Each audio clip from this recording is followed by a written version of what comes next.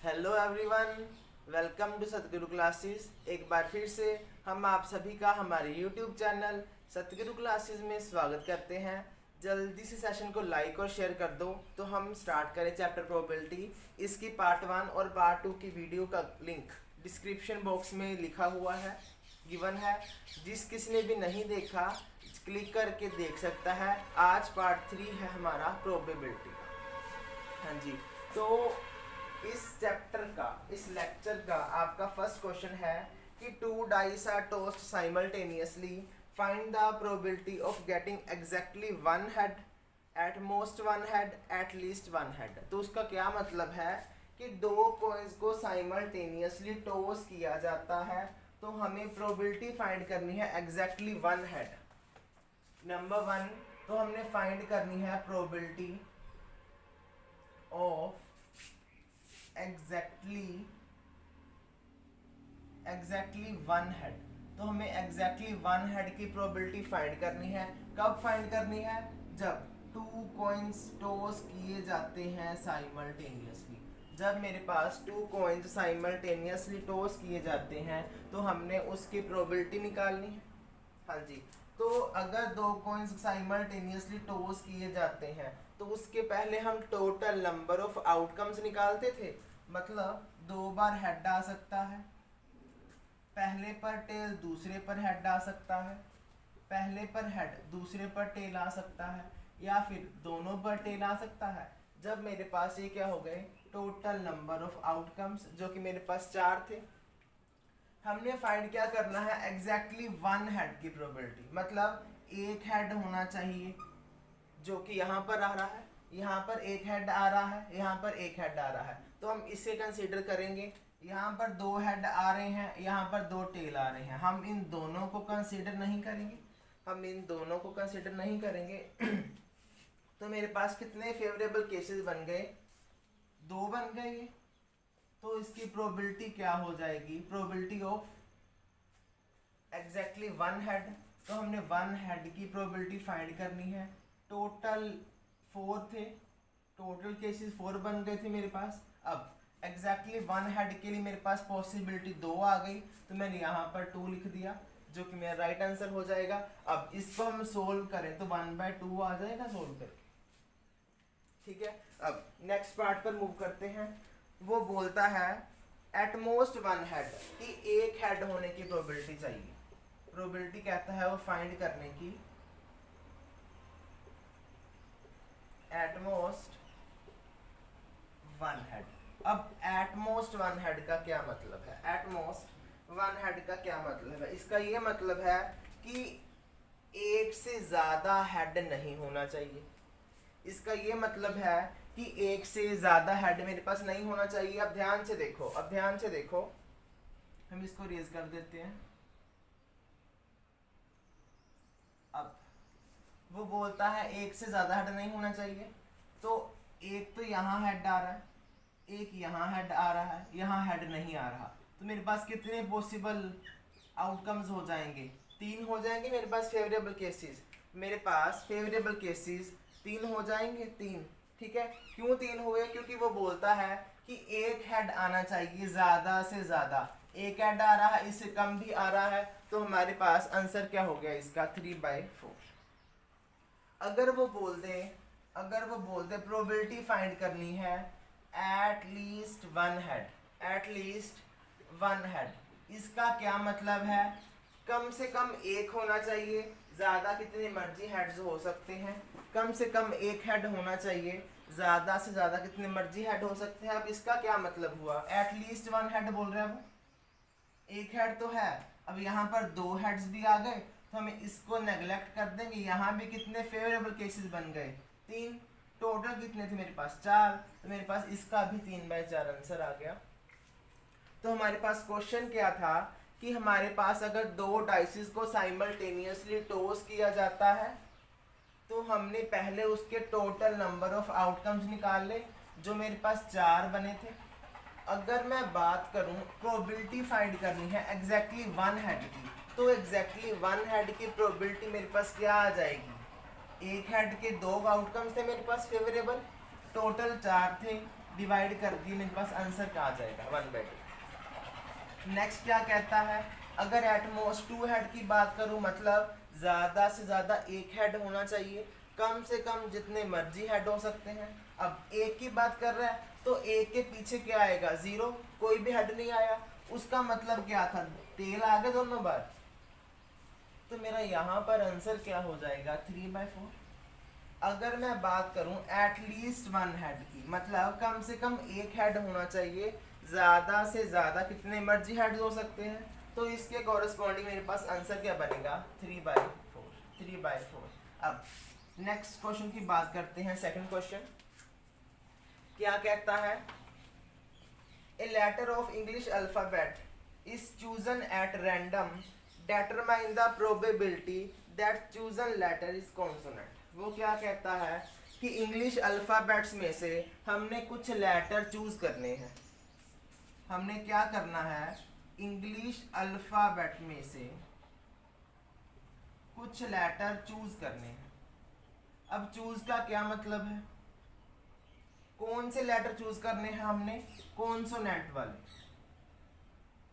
हमने कौन से लेटर्स चूज करने हैं जो कि क्या हो, कॉन्सोनेंट्स हो। कॉन्सोनेंट्स का क्या मतलब है, ए, ई, आई, ओ, यू, इन 5 वोवल्स को छोड़कर जो बाकी कितने बचे, 21 बचे, वो होते हैं मेरे पास कॉन्सोनेंट्स। मैंने क्या बोला, वोवल्स 5 होते हैं इंग्लिश अल्फाबेट्स में, ए, ई, आई, ओ, यू। इन पांचों को छोड़कर, इन पांचों वोवल वाले नंबर्स को छोड़कर, इन पांचों वोवल वाले अल्फाबेट्स को छोड़कर जो बाकी की 21 बचे, क्योंकि मेरे पास टोटल इंग्लिश अल्फाबेट्स 26 होते हैं। अगर मैंने इससे 5 निकाल दिए, ये 5 छोड़ दिए, बनेगा क्या मेरे पास कॉन्सोनेंट। तो वही तो बोलता है वो, इंग्लिश अल्फाबेट्स में से नंबर्स चूज करने हैं, लेटर्स चूज करने हैं, कौन से लेटर्स चूज करने हैं, वो क्या है, कॉन्सोनेंट है। तो प्रोबेबिलिटी फाइंड करो कॉन्सोनेंट की। अब प्रोबेबिलिटी क्या हो जाएगी कॉन्सोनेंट्स की, प्रोबेबिलिटी क्या हो जाएगी कॉन्सोनेंट्स की, क्योंकि कॉन्सोनेंट्स मेरे पास 21 होते हैं, डिवाइड बाय टोटल इंग्लिश के अल्फाबेट 26 होते हैं, तो ये मेरा क्या हो जाएगा, राइट आंसर हो जाएगा, दैट इज 21/26। 21/26। हाँ जी। अब हम नेक्स्ट क्वेश्चन की बात करते हैं। अगला क्वेश्चन क्या कहता है, रीड आउट करते हैं उसे।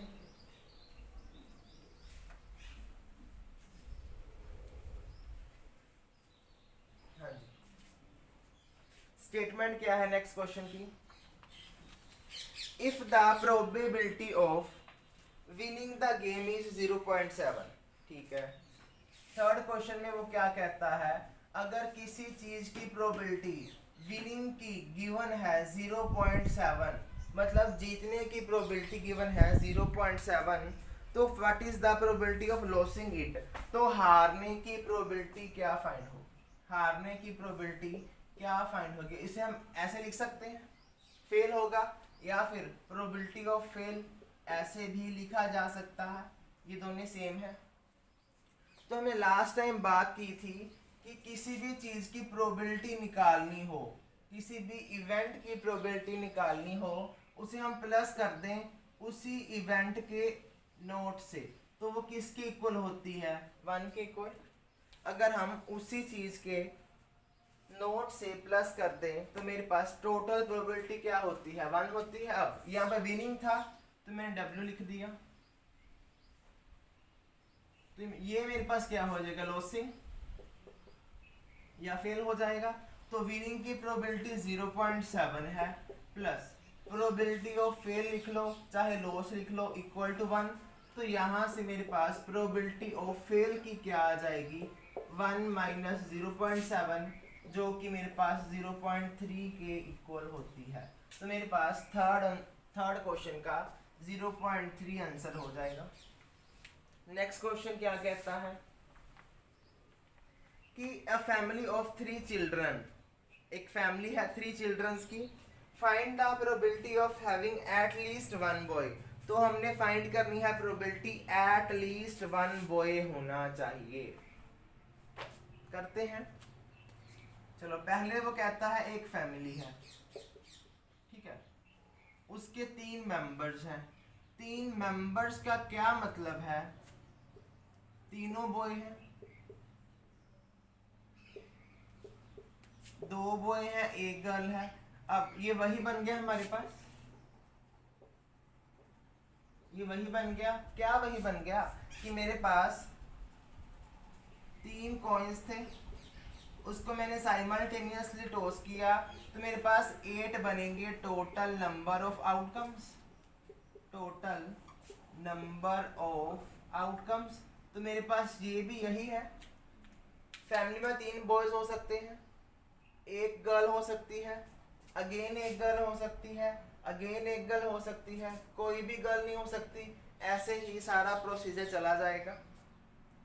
तो हमसे पूछा क्या था? एट लीस्ट 1 बॉय, कि कम से कम 1 बॉय तो होना ही चाहिए, कम से कम तो 1 बॉय होना ही चाहिए। अब ध्यान से देखो, सिर्फ इस वाले केस में सभी गर्ल आ रही हैं, सभी गर्ल आ रही हैं, अदरवाइज हर एक केस में 1 बॉय तो आएगा ही आएगा। कैसे आएगा हम लिख लेते हैं सारा। हाँ जी, अब ये था मेरे पास पहला बॉय, दूसरी गर्ल, तीसरा बॉय, ऐसा हो सकता है। पहली गर्ल, अगले 2 बॉयज हो सकते हैं। नेक्स्ट पॉसिबिलिटी क्या बनेगी? पहली 2 गर्ल्स हो सकती हैं, अगला वाला बॉय हो सकता है, या फिर पहली गर्ल, तीसरी गर्ल, इसे पहले वाला बॉय, या फिर पहला बॉय, नेक्स्ट 2 गर्ल्स। तो मेरे पास ये 8 ही बनेगी, जैसे हमने डाइस वाला किया, सॉरी जैसे हमने 3 कॉइन्स वाला किया था। 1 2 3 4 5 6 7 8 बन गए। अब वो बोलता है एट लीस्ट 1 बॉय होना ही चाहिए। एट लीस्ट का क्या मतलब है? कि कम से कम 1 बॉय तो होना ही चाहिए, ज्यादा कितने मर्जी हो सकते हैं, तो कम से कम मेरे पास 1 बॉय तो हो रहा है ना। ये सारा मेरे पास कितना आ जाएगा? 7 आ जाएगा, 7 आ जाएगा। तो प्रोबेबिलिटी फाइंड करनी है मुझे एट लीस्ट 1 बॉय की। तो 1 बॉय के लिए 7 फेवरेबल केसेस हैं, टोटल केसेस तो मेरे पास 8 ही बनेंगे। तो मेरे पास 7/8 इसका क्या हो जाएगा? राइट आंसर हो जाएगा 7/8।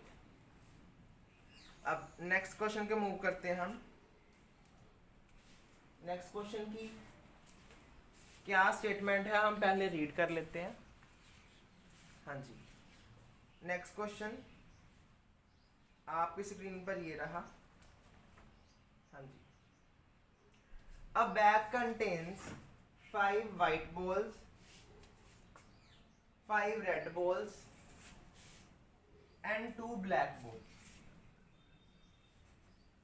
एक बैग है, उसमें 4 वाइट, 5 रेड, 2 ब्लैक और 4 बॉल जो हैं वो ग्रीन है। हम लिख लेते हैं बोर्ड पे।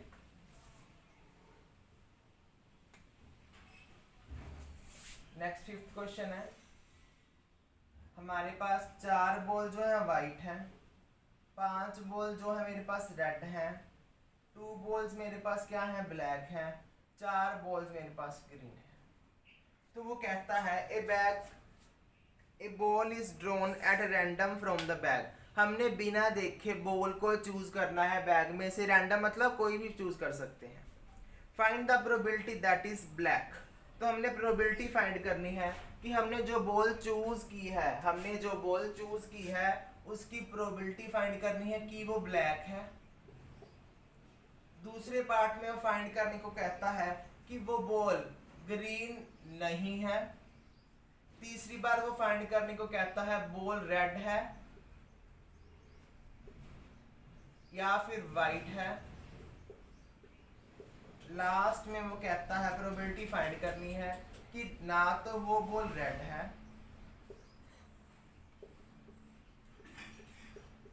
नाइदर रेड नोर ग्रीन। तो हमने ये चीज फाइंड आउट करनी है यहाँ से, ठीक है।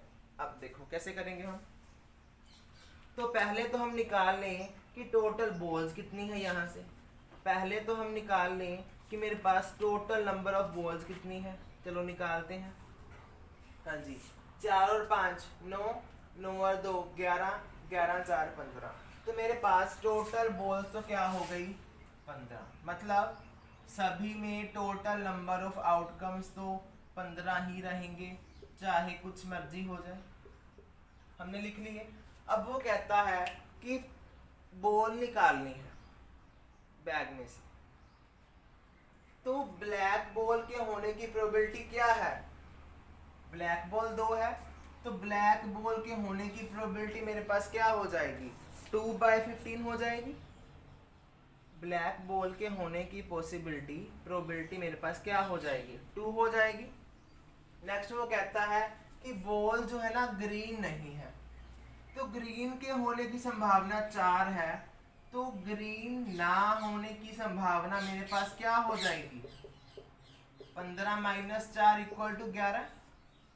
15 - 4 = 11। क्यों? क्योंकि ग्रीन बॉल तो 4 है ना, तो नोट ग्रीन पूछा है उन्होंने, नोट ग्रीन बोला है कि बॉल जो है जो ग्रीन नहीं है, तो वो कितनी हो जाएंगी मेरे पास? 11 हो जाएंगी, जो बॉल्स मेरे पास ग्रीन नहीं है। नेक्स्ट वो पूछता है कि रेड और वाइट के होने की पॉसिबिलिटी, रेड और वाइट के, तो रेड और वाइट कितनी बॉल्स हैं? 4 और 5 9 बॉल्स हैं, तो यहाँ पर क्या हो जाएगा? 9। अब एक बात जरूर ध्यान रखना, उन्होंने और बोला है, इसका ये मतलब नहीं है या आप रेड का निकाल दो या आप वाइट का निकाल दो, इसका ये मतलब नहीं है। आपने जस्ट करना क्या है, इन दोनों का प्लस कर देना है, जो आंसर आएगा यहाँ पर पुट कर देना है, that is our answer. Next वो कहता है कि प्रोबेबिलिटी फाइंड करनी है, ना तो वो रेड बॉल होनी चाहिए, ना वो बॉल ग्रीन होनी चाहिए, ना तो वो बॉल रेड होनी चाहिए, ना तो वो बॉल ग्रीन होनी चाहिए। तो हमने पॉसिबिलिटी निकालनी है। अब ध्यान से देखो, ग्रीन और रेड, 5 और 9 कितने हो गए? सॉरी 5 और 4 4 कितने हो गए? 9। 5 और 4 कितने हो गए मेरे पास? 9 हो गए। तो वो बोलता है रेड और ग्रीन नहीं होनी चाहिए, रेड और ग्रीन नहीं होनी चाहिए। बची कितनी? 4 और 2 6, मतलब वाइट और ब्लू की पॉसिबिलिटी वो फाइंड करने के लिए बोल रहा है। अगर वो कहता है कि रेड और ग्रीन नहीं होनी चाहिए, तो हमने रेड भी हम इरेज ही कर देते हैं, ग्रीन नहीं होनी चाहिए, रेड नहीं होनी चाहिए। बची कौन सी?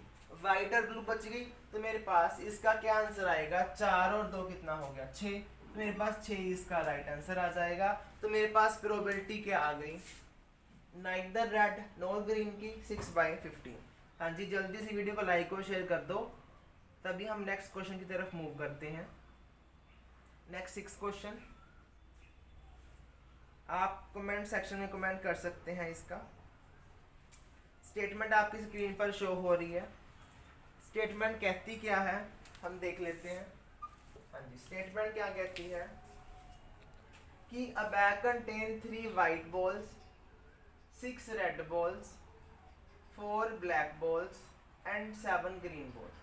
कि एक बैग है, उसमें 3 तो वाइट कलर की बॉल्स हैं, 6 रेड कलर की बॉल्स हैं, 4 ब्लैक कलर की बॉल्स हैं और 7 ग्रीन कलर की बॉल्स हैं। तो हमने लिख लिया जितनी जितनी बॉल थी, जितने जितने कलर की हमने लिख दी।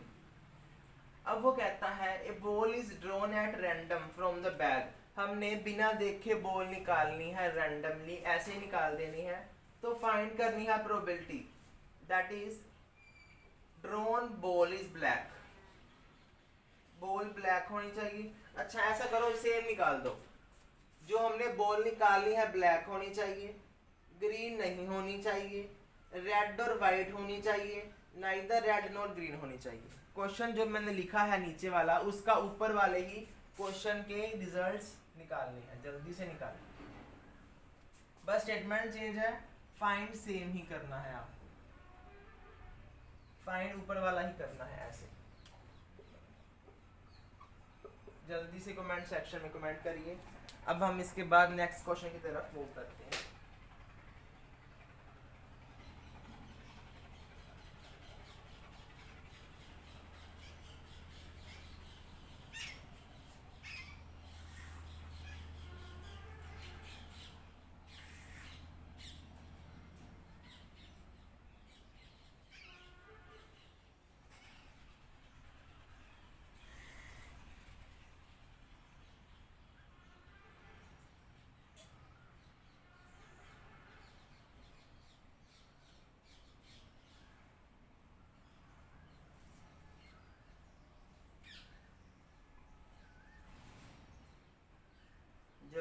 कमेंट सेक्शन में कमेंट करिए।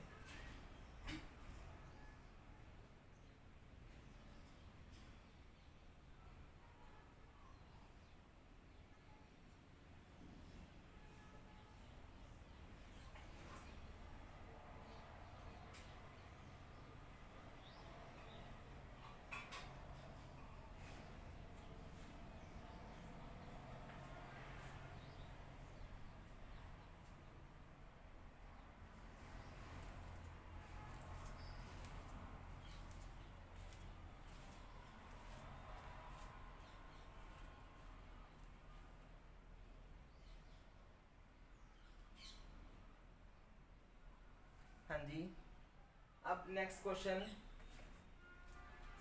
इस तरह का है, वो हम उसे ट्राई करते हैं, थोड़ा सा डिफरेंट है। 7th क्वेश्चन आपकी स्क्रीन पर ये रहा। स्टेटमेंट क्या है 7th क्वेश्चन की? ए basket contain 5 red 4 blue 3 green balls. 7th question है, एक बैग है, एक बॉक्स है, उसमें 5 बॉल है, वो रेड कलर की है। जो 5 बॉल्स हैं वो रेड कलर की है।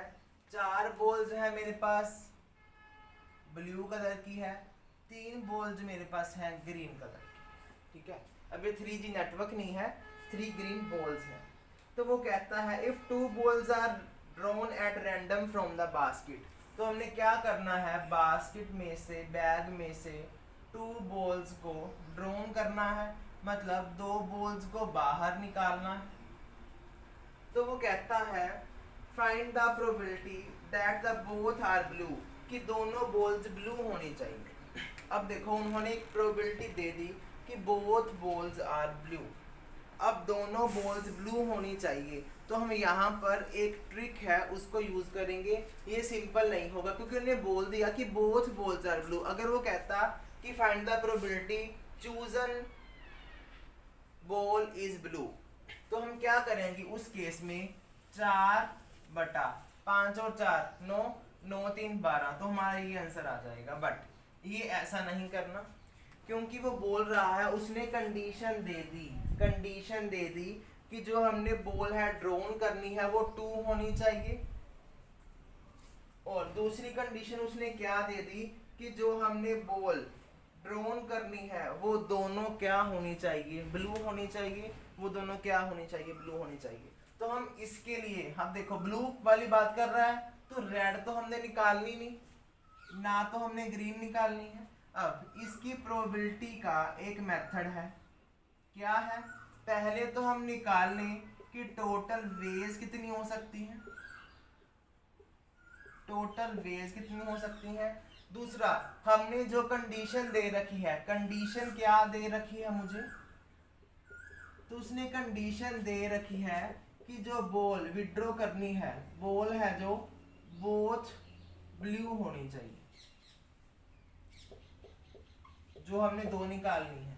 तो वो क्या कहता है कि हमने जो 2 ब्लू बॉल्स निकालनी है वो दोनों 2 मतलब ब्लू होनी चाहिए। तो ये क्या होगी हमारी कंडीशन वे, ये हमारी क्या होगी कंडीशनल वे। तो कंडीशन के अकॉर्डिंग मेरे पास 4 तो ब्लू बॉल्स थी, तो मैंने यहाँ लिख दी। अब यहाँ लग जाएगा कॉम्बिनेशन, इसको बोलते हैं हम कॉम्बिनेशन। अब ये भी डिस्कस करते हैं कि ये होता क्या है। पहले हम देख लेते हैं कि 4 ब्लू बॉल थी, बाकी दोनों तो कट गई, निकालनी कितनी है, 2 बॉल निकालनी है, यहाँ मैंने 2 लिख दिया। अब टोटल वेज कितनी बनी, 4 5 और 4 कितने हो गए, 9 9 3 हो गए 12।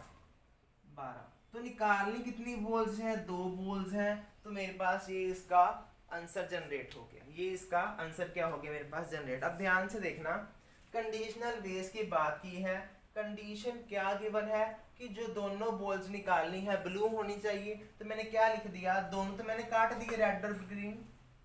अब ब्लू 4 हैं, निकालनी कितनी है, 2 निकालनी है।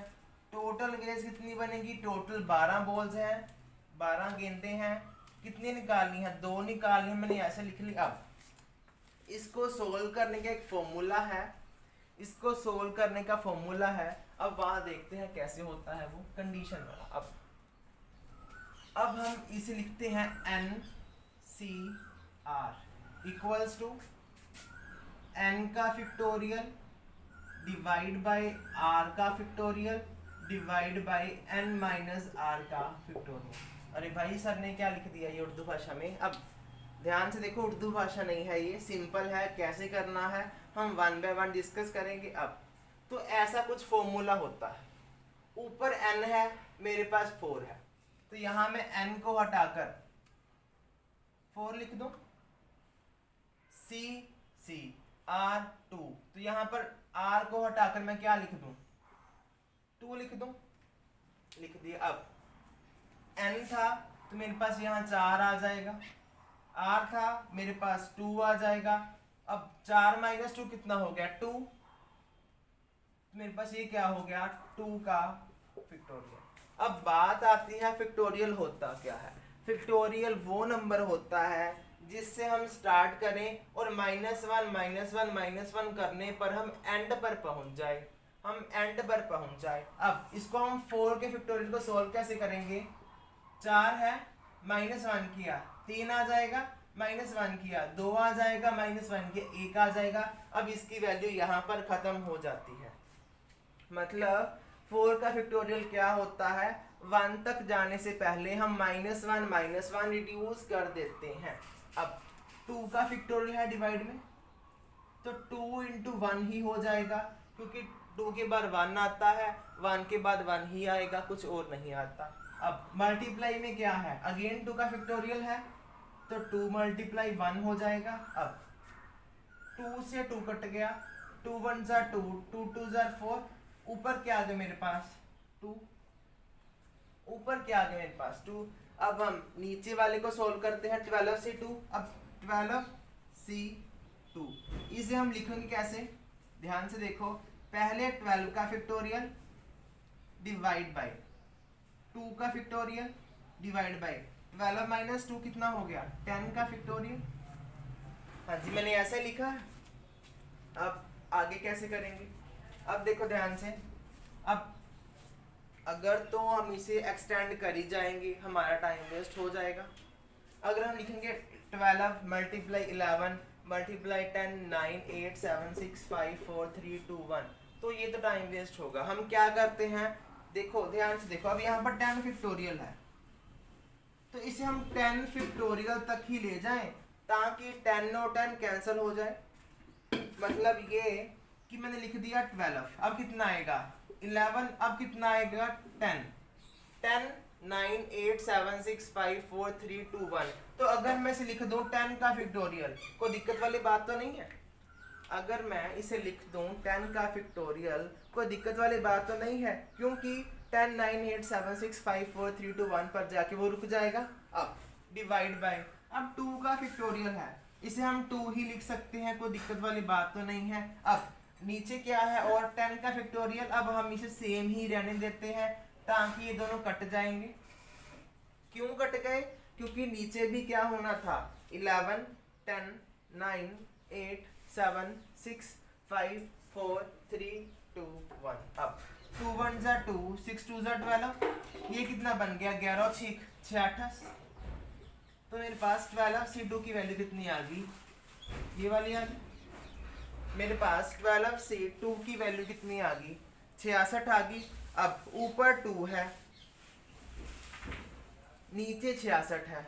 सॉरी, एक चीज ध्यान से रखना, ये 3 दूनी 6 है, यहाँ पर 6 आएगा, ठीक है, यहाँ पर कितना आएगा 6।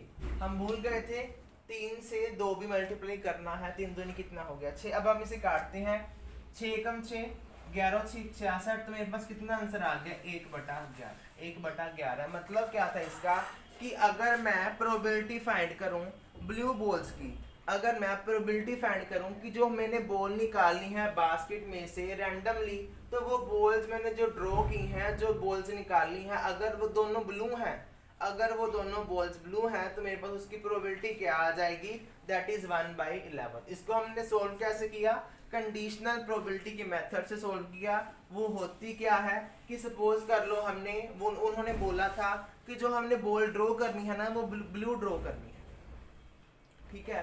तो हम बॉल 4 ब्लू थी, ड्रॉ कितनी करनी थी 2, हमने लिख ली, डिवाइड बाय टोटल वेस्ट था, टोटल बॉल्स कितनी है 12। अब टोटल बॉल्स में 2 बॉल्स तो बाहर आएंगी ना, हमने लिख दिया कि वो बॉल 4 में से 2 ही बार आएंगी, ब्लू की प्रोबेबिलिटी ली है हमने, सिर्फ बोथ बॉल्स आर ब्लू, ठीक है, तो बोथ बॉल्स आर ब्लू की प्रोबेबिलिटी मेरे पास ये क्या आ गई 1/11।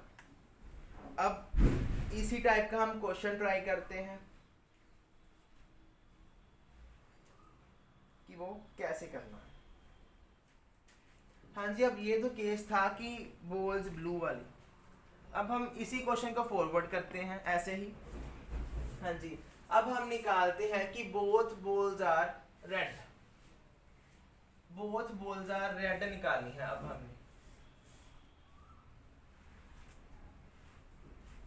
अब हमने रेड निकालनी है, दोनों बॉल्स सेम करना है, बस फर्क कहाँ पर आ जाएगा, क्योंकि रेड बॉल मेरे पास 5 है तो यहाँ पर 5 आ जाएगा, बाकी सारा प्रोसीजर सेम है। क्यों सेम है, क्योंकि बॉल मैंने 2 ही विड्रॉ करनी है, क्योंकि बॉल मैंने 2 ही विड्रॉ करनी है, बस फर्क कहाँ पर आ जाएगा, यहाँ पर 4 था 5 आ जाएगा, बाकी सारा सेम रहेगा। हाँ जी, बाकी सारा सेम रहेगा, हम इसे रेज कर देते हैं अच्छी तरह से। तो 5C2 इसका क्या मतलब है, पहले 5 का फैक्टोरियल कर दो, डिवाइड बाय 2 का फैक्टोरियल कर दो, फिर 5 - 2 का फैक्टोरियल कितना आ जाएगा मेरे पास 3 आ जाएगा। अब 5 को मैंने कैसे लिख दिया, 5 × 4 × 3 का फैक्टोरियल लिख सकते हैं, क्योंकि आगे 2 और 1 आएगा तो उसका मतलब क्या है 3 फैक्टोरियल, डिवाइड बाय 2 का फैक्टोरियल तो 2 ही होता है, हमने 3 के फैक्टोरियल को सेम रहने दिया, 3 से 3 कट गया, 2 1 = 2, 2 2 = 4, तो 5 2 = कितना आ गया मेरे पास 10 आ गया। तो मेरे पास यहाँ पर क्या आ जाएगा 10 आ जाएगा, तो आंसर क्या है मेरे पास 5 2 = 10, 33 दूना 66, तो मेरे पास इसकी प्रोबेबिलिटी क्या आ गई 5/33। मतलब अगर मैंने बॉल विड्रॉ करी है वो रेड बॉल है, अगर मैं दोनों बॉल्स को विड्रॉ करूं तो वो बॉल्स की कंडीशन क्या है कि वो दोनों बॉल्स रेड होनी चाहिए, तो हमारे पास आंसर क्या आ जाएगा 5/33 इज द राइट आंसर। अब ये क्वेश्चन तो था कि दोनों बॉल्स ब्लू होंगी या रेड होंगी, अगर ग्रीन की पॉसिबिलिटी आए तो वो भी आप सेम कर सकते हो, वो भी आप सेम कर सकते हो। अगर एग्जामिनर क्वेश्चन दे दे, चलो हम नेक्स्ट ही कर लेते हैं 8th क्वेश्चन, आप स्क्रीन पर ये रहा, a box contain 4 red ball 5 green ball 6 white balls, हम लिख लेते हैं यहाँ पर।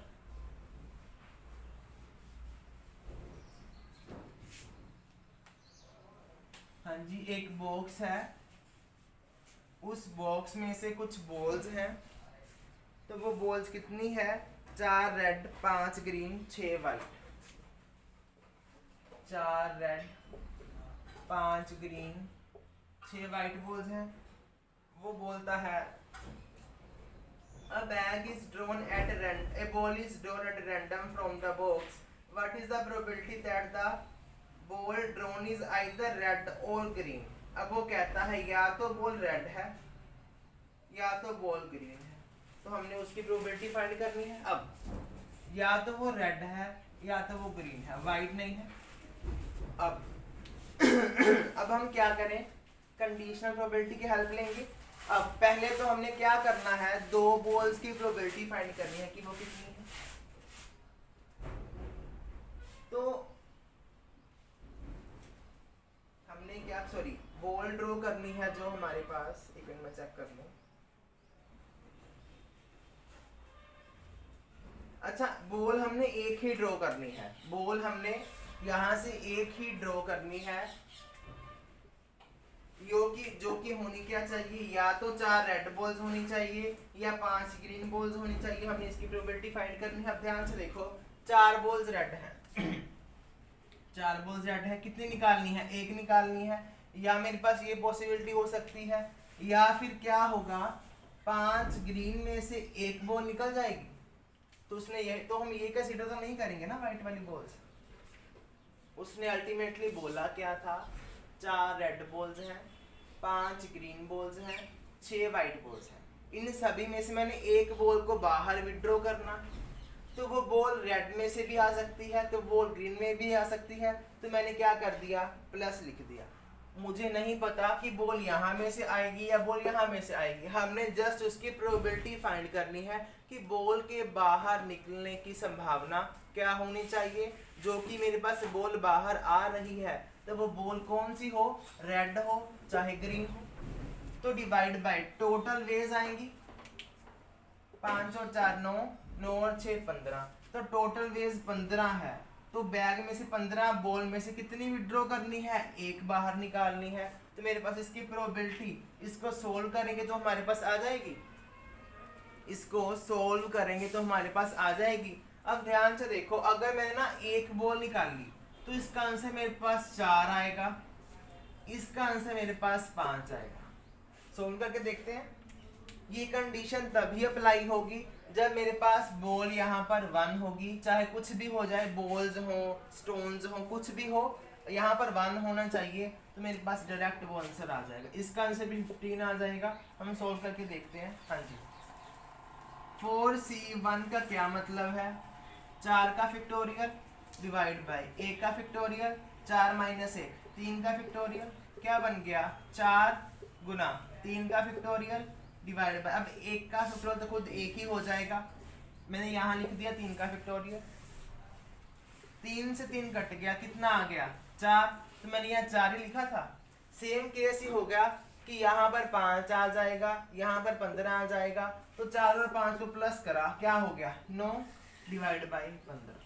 तो मेरे पास ये प्रोबेबिलिटी क्या आ गई कि अगर मैं एक बॉल विड्रॉ करूं बैग में से, वो या तो बॉल कौन सी होनी चाहिए रेड, या तो बॉल कौन सी होनी चाहिए ग्रीन। तो मेरे पास आंसर क्या आ जाएगा, कंडीशनल प्रोबेबिलिटी की हेल्प से 9/15। 9/15। अगर मैं बात करूं कि जो प्रोबेबिलिटी ड्रॉन करनी है वो मेरे पास वाइट होनी चाहिए या फिर ग्रीन होनी चाहिए। अब मैंने रेड की बात नहीं करनी, तो मेरे पास इसका फॉर्मूला क्या बन जाएगा, प्रोबेबिलिटी निकालनी है हमने इक्वल टू कंडीशनल वेज। अब हमने ग्रीन या वाइट, तो 5C1 क्योंकि बॉल मैंने एक ही निकालनी है, प्लस 6C1 वाइट में से बॉल मैंने एक ही निकालनी है, चाहे वो वाइट में से हो जाए चाहे वो ग्रीन में से हो जाए, डिवाइड बाय टोटल तो 15C1 ही रहेगा, 15C1 ही रहेगा। अब जल्दी से इसे सोल्व करके मुझे बताओ कितना आंसर आ रहा है, जल्दी से कमेंट करिए।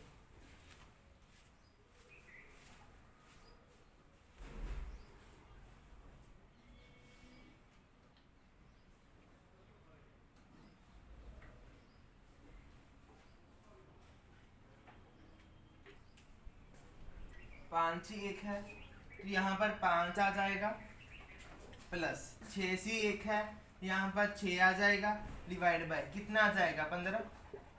6 और 5 कितना होगा 11, 11/15 हमारा क्या हो जाएगा, राइट आंसर हो जाएगा इसे निकालने का, इसकी प्रोबेबिलिटी निकालने का। अब ये तो मेरे पास क्वेश्चन था कि जो मैंने बॉल ड्रॉन की है या तो किस में से हो, ग्रीन में से हो या तो वाइट में से हो, मतलब आइदर और, इसका यही मतलब है आइदर और, आइदर ग्रीन हो और क्या हो वाइट हो। अब एक केस तो रह ही गया हमारे पास नाइदर वाला, अब हम देखते हैं नाइदर वाला केस कैसे करना है। हाँ जी, नेक्स्ट क्वेश्चन 9th है, आपकी स्क्रीन पर शो हो रहा है,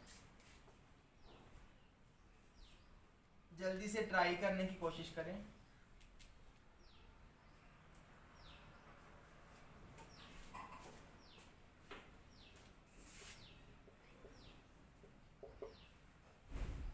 हाँ जी, स्टेटमेंट क्या है 9th क्वेश्चन की, there are 8 red 7 blue, there are 8 red 7 blue and 6 green balls.